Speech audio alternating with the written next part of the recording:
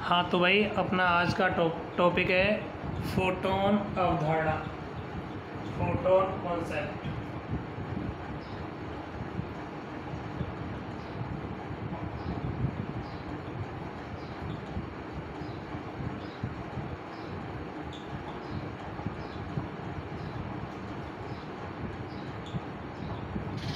Photon concept देखो actually क्या हुआ, आइंस्टीन जब प्रकाश विद्युत प्रभाव को समझा रहा था तो सबसे पहले आइंस्टीन ने प्रकाश विद्युत प्रभाव को तरंग सिद्धांत के आधार पर समझाया, लेकिन आइंस्टीन प्रकाश विद्युत प्रभाव को तरंग सिद्धांत के आधार पर समझाने में क्या रहा, असफल रहा।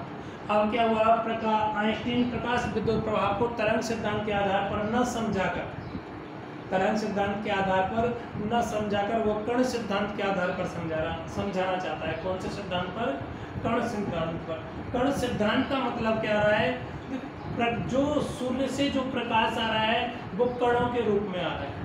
किस रूप में आ रहा है? कणों के रूप में। पहले तो उसने ये मान के चला तरंग सिद्धांत के आधार पर कि सूर्य से जो प्रकाश आ रहा है वो तरंगों के रूप में आ रहा है। अगर सूर्य से प्रकाश तरंगों के रूप में आ रहा है, यह मानकर हम प्रकाश की उसकी प्रकाश विद्युत प्रभाव की व्याख्या करें तो व्याख्या संभव नहीं है। लेकिन अब क्या किया, वह मान रहा है, आइंस्टीन यह मान रहा है कि सूर्य से जो प्रकाश आ रहा है वो किस रूप में आ रहा है? कणों के रूप में। ठीक, फोटोन कॉन्सेप्ट, फोटोन अवधारणा।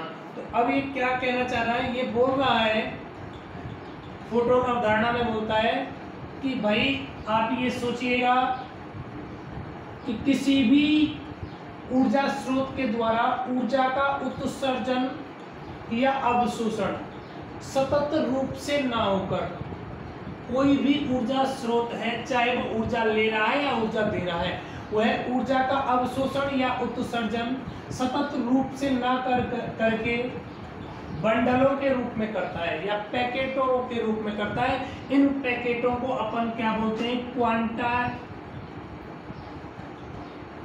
क्वांटा या फोटोन कहते हैं। फोटोन अवधारणा का मतलब क्या हो गया, प्रकाश स्रोत से जो प्रकाश आ रहा है वह सतत एक समान रूप से ना आकर किसके रूप में आता है? पैकेटों या बंडलों के रूप में आता है। इन पैकेटों या इन बंडलों को अपन क्या कहते हैं? क्वांटा कहते हैं। इन पैकेटों की कुछ ना कुछ आवृत्ति होती है। क्या होती है? आवृत्ति होती है। अतः किसी भी फोटोन की ऊर्जा उसकी आवृत्ति के समानुपाती होती है। तो E is directly proportional new, मतलब E बराबर क्या मिल गया आपको? H new. ये क्या आ गई आपके पास में? फोटोन की ऊर्जा। फोटोन अवधारणा क्या है? प्रकाश स्रोत से प्रकाश का उत्सर्जन या अवशोषण सतत न होकर किसके रूप में होता है? पैकेटों या बंडलों के रूप में होता है। इन पैकेटों को अपन क्या कहते हैं? क्वांटा या फोटोन कहते हैं।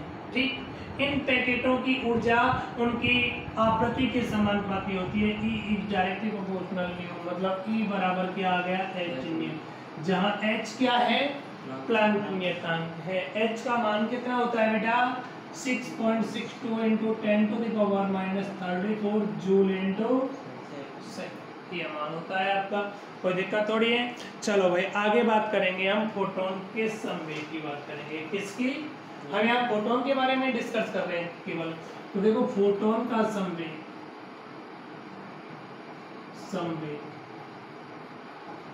मुझे कहीं ऐसे याद आ रहा है, कहीं हम जानते हैं, वी नो दैट किसी भी पार्टिकल की एनर्जी कितनी होती है? E = m/c² होती है। दूसरी फोटोन की ऊर्जा है वो कितनी? E बराबर H न्यू। मुझे याद आ रहा है न्यू बराबर क्या होता है? c/λ। मतलब आपके पास में क्या मिल गया? E बराबर hc/λ। समस्या 2, समीकरण number 2, from equation first and second, समीकरण 1/2 से इन दोनों को मैं बराबर कर दूं, दोनों ही E के बराबर हैं। आपको क्या मिलेगा? hc/λ बराबर mc², c से है ना, मतलब आपको क्या मिल गया?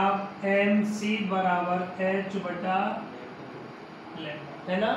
आपने कहीं पढ़ा है P संवेग, संवेग P बराबर क्या होता है mv।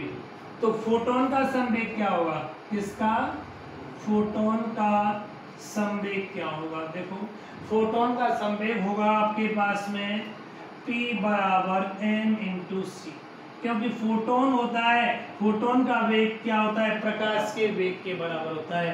प्रकाश किस रूप में गमन करता है, फोटोन के रूप में, है ना। तो वेग, v की जगह क्या रख दिया c। Now c light velocity, प्रकाश का वेग कितना होता है, प्रकाश का वेग बेटा 3 × 10⁸ मीटर प्रति सेकंड, ये मान होता है। तो आप देखो संवेग P बराबर mc, इसका मतलब क्या हो गया, mc की जगह क्या रख सकता हूँ, P रख सकता हूँ। तो P बराबर क्या मान मिलेगा आपको, h बटा लैम्डा, यही मान मिलेगा या नहीं मिलेगा। वो बात कर रहा था कि हमें किसका मान चाहिए, फोटोन का संवेग चाहिए। तो फोटोन का संवेग क्या होगा, P बराबर h अपॉन लैम्डा, खत्म। बोलो कोई समस्या, चले आगे, चले आगे, चलो खत्म। दूसरी और मैं बात करना चाहूँ, याद रखिएगा, मैं 2-3 यहाँ पॉइंट बोल देता हूँ। 2-3 पॉइंट क्या है, सबसे पहले फोटोन एक उदासीन कण है, कैसा कण है, ठीक। तो मेरा क्वेश्चन क्रिएट होगा, फोटोन पर आवेश का मान कितना होता है, जब फोटोन उदासीन है तो आवेश का मान कितना हो जाएगा, 0 होगा या नहीं होगा। दूसरा, फोटोन का विराम द्रव्यमान कितना होता है, 0। फोटोन का विराम द्रव्यमान कितना होता है बेटा, 0। फोटोन का विरामावस्था में कोई महत्व नहीं होता, इसीलिए उसका विराम द्रव्यमान कितना होता है, 0। फोटोन का गतिक द्रव्यमान कितना होगा, गतिक द्रव्यमान, चलो देखते हैं। गतिक द्रव्यमान आपने कहीं पढ़ा है, देखो E बराबर, द्रव्यमान की बात कर रहे हैं, m इंटू सी स्क्वायर। मुझे द्रव्यमान का मान चाहिए, m बराबर क्या आएगा, E बटा सी स्क्वायर। ये फोटोन का गतिक द्रव्यमान होता है, क्या होता है, गतिक द्रव्यमान होता है। कोई समस्या, कोई दिक्कत थोड़ी है। चले आगे, सूर्य से जो प्रकाश आता है वो किस रूप में आता है, फोटोन के रूप में आता है, किस रूप में, फोटोन के रूप में। चले आगे भाई, चलो। एक्चुअली और मैं यहाँ बात करना चाहूँ, आपको बोल सकता हूँ भाई, फोटोन अवधारणा में आइंस्टीन बोल रहा है कि प्रकाश, सूर्य से जो प्रकाश आ रहा है वो किस रूप में आ रहा है, कणों के रूप में आ रहा है। कौन से रूप में आ रहा है, कणों के रूप में आ रहा है ना, कणों के रूप में आ रहा है। तो यहाँ से उसने बोला कि जब आइंस्टीन प्रकाश विद्युत प्रभाव की व्याख्या तरंग सिद्धांत पर न कर सका, तो वह क्वांटम सिद्धांत के आधार पर व्याख्या करने लगा। कौन से सिद्धांत के आधार पर, क्वांटम सिद्धांत। क्वांटम सिद्धांत क्या है, जो अपन फोटोन कॉन्सेप्ट पढ़ते हैं, फोटोन अवधारणा पढ़ते हैं ना, क्या है फोटोन अवधारणा, फोटोन अवधारणा को ही अपन क्या कहते हैं, क्वांटम सिद्धांत। कि क्या है ये ऐसे बोल रहा है, सूर्य से या किसी भी प्रकाश स्रोत से प्रकाश का उत्सर्जन या अवशोषण सतत न होकर किसके रूप में होता है, बंडलों के रूप में होता है या पैकेटों के रूप में होता है। इन बंडलों को अपन क्या कहते हैं, क्वांटा या फोटोन। उनकी ऊर्जा उसकी आवृत्ति के समानुपाती। ठीक, चलो ठीक है।